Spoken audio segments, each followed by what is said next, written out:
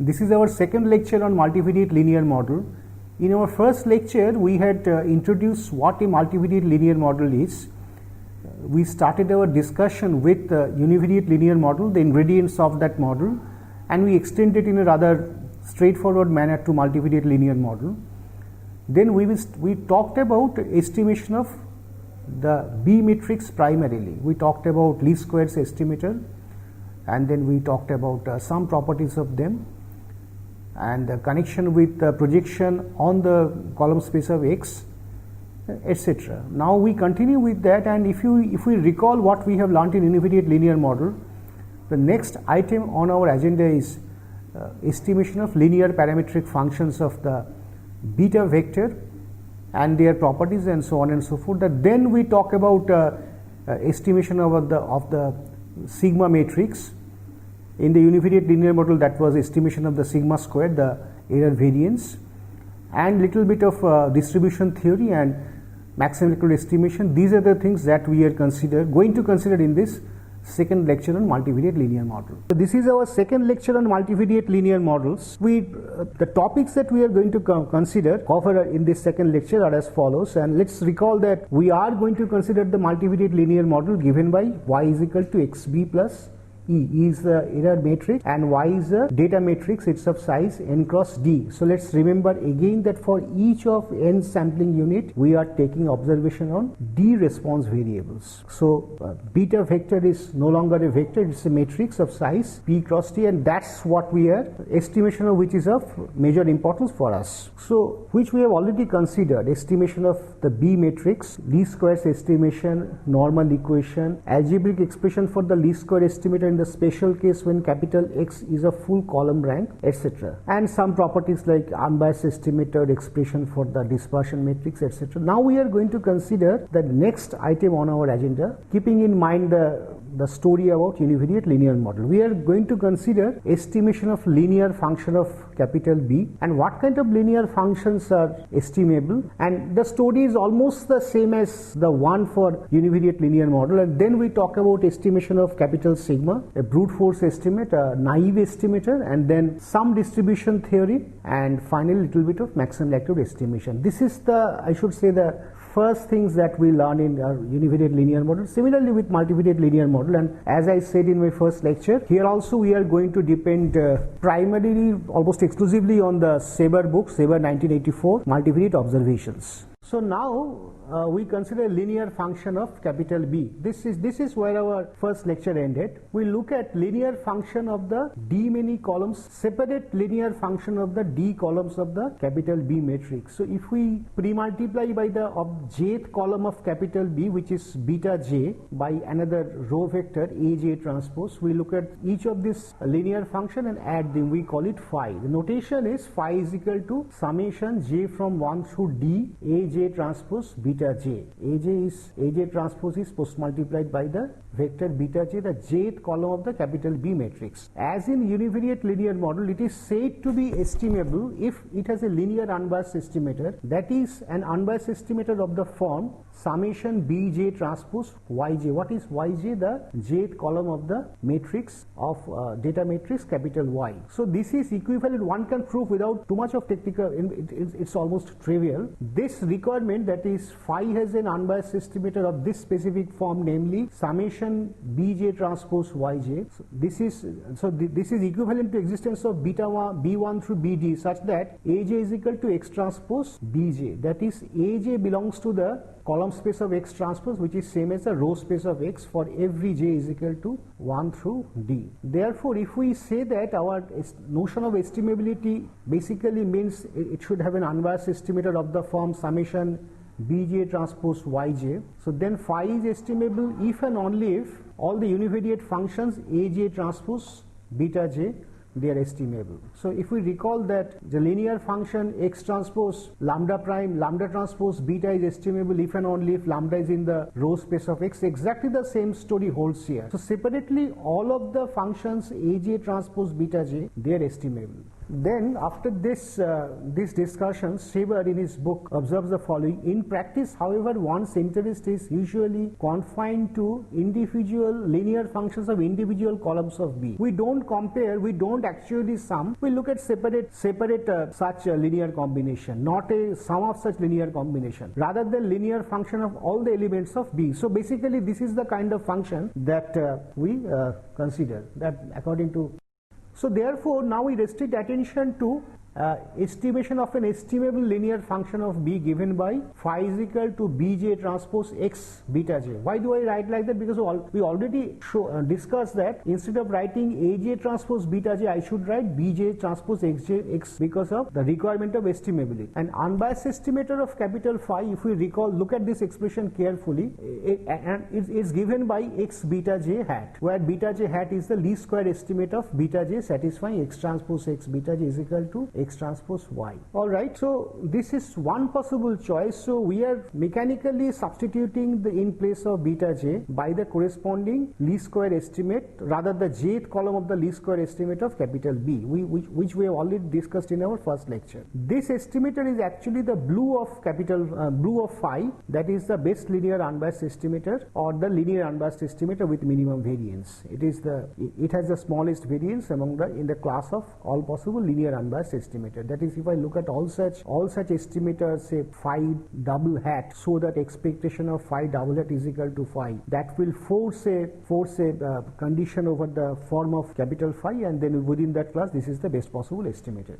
So what is our next agenda? Next agenda is the estimation of the sigma matrix, capital sigma. Let us recall what we did in the univariate linear model. In that case, our sigma square, that is the error variance, estimator of that was the residual sum of square, namely y minus x beta hat transpose y minus x beta divided by n minus the number of observations minus the rank of x. That provides an unbiased estimator. Here we are looking for an unbiased estimator of not the individual variances of the errors, but the dispersion matrix of epsilon. So in that case, and it's very easy to show that the estimated sigma hat defined as y minus x beta hat transpose y minus x beta hat divided by n minus r, this is an unbiased estimator. And this estimator also, if we recall the connection between this y minus x beta hat and the projection matrix onto the column space of X, it is y transpose in minus px. In is the n cross n identity matrix and px is the projection matrix of on the column space of X. This difference post multiplied by the matrix y, this divided by n minus r. So n is the number of sampling units, number of observations, and r is the rank of x. And so now we are estimating sigma, so we should make sure that this estimated sigma hat, this should be positive definite. A technical result shows that if we have adequate number of samples, more explicitly if n is greater than or is equal to r plus t, that is the rank of x plus the number of response variables, then under fairly general conditions sigma hat is positive definite with probability 1. Alright, so this is the story about estimation of sigma. So we have considered therefore so far estimation of B, estimation of linear function of B, estimation of sigma.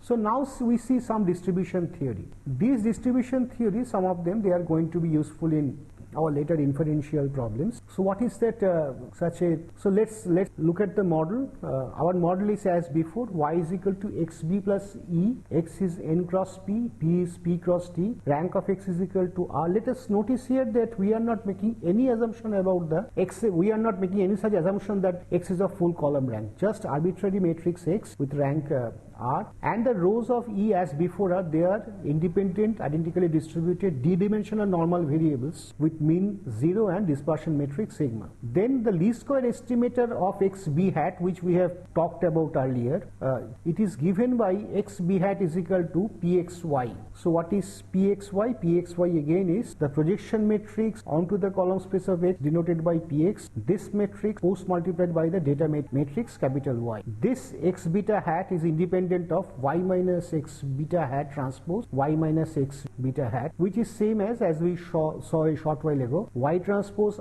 in minus pxy, and this matrix, that is y minus x beta hat transpose product y minus x beta, this has the Wishart distribution in d dimension with scale matrix capital sigma and degrees of freedom n minus r. In addition, from this result it also follows that if rank of x is equal to p, that is when x is a full column rank, then b hat and y minus x b hat transpose y minus x b hat, they are statistically independent. So in the case when rank of x is equal to p, then b hat is well defined. B hat typically need not be unique if x in particular is not a full column rank, but in the case when rank of x is equal to p, it is unique, and y minus x beta hat transpose y minus x beta hat, these two quantities are independent.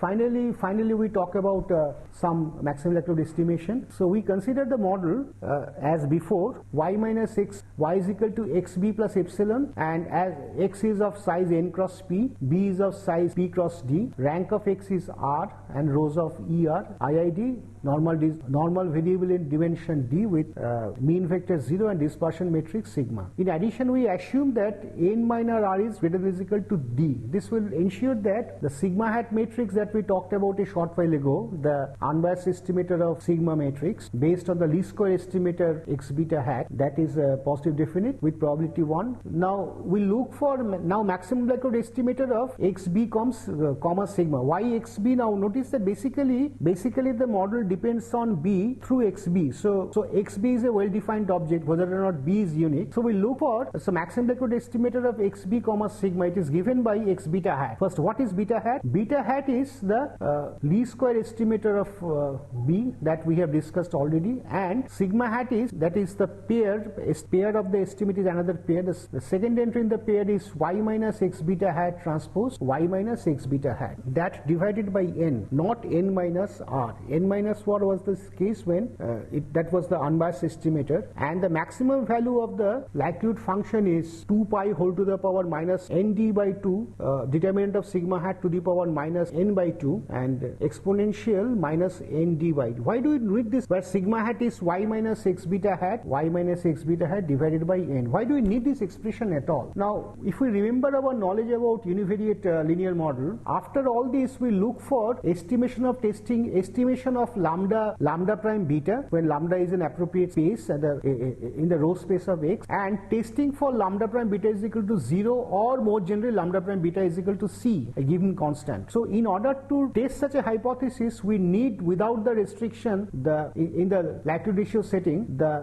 expression for estimate of beta, sigma, etc. without restriction, and also with restriction. Then we shall take the ratio, etc. in the when we are working out the expression for likelihood ratio statistics. That's why we need this. So we have to remember this result, and in addition, the distribution theory, little bit of distribution theoretic fact that we discussed in the last slide, those things also are going to be needed for deriving the null distribution of the likelihood ratio statistic or any other meaningful test statistics. So after this, we shall go over to estimation of beta, estimation of the B matrix under restriction. This we did not discuss. If we remember, that was one of the major agenda in univariate linear model. So this we have skipped so far. These are the basic results of elementary results about multivariate linear model. So I conclude this lecture now, and after this we shall go over to the next topic, and we have occasion to come back to projection time and again. Thank you very much. No, I mean, when you come next month, we conclude the second lecture now. We see what we have done so far.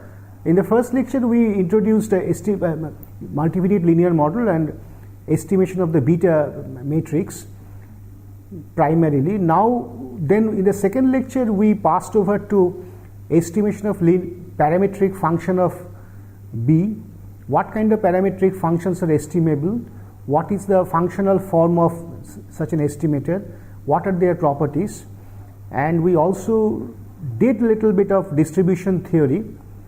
And finally, we talked about a maximum likelihood estimation. So in all these cases, in the distribution theory and maximum likelihood estimation, there we had assumed that the underlying model is a normal model, which we usually do in all our inference, not all, in most of the inference problems, and also adequate number of sample size. That is to ensure that the estimator of capital sigma, that should be a positive definite matrix. So this is where we conclude the second lecture.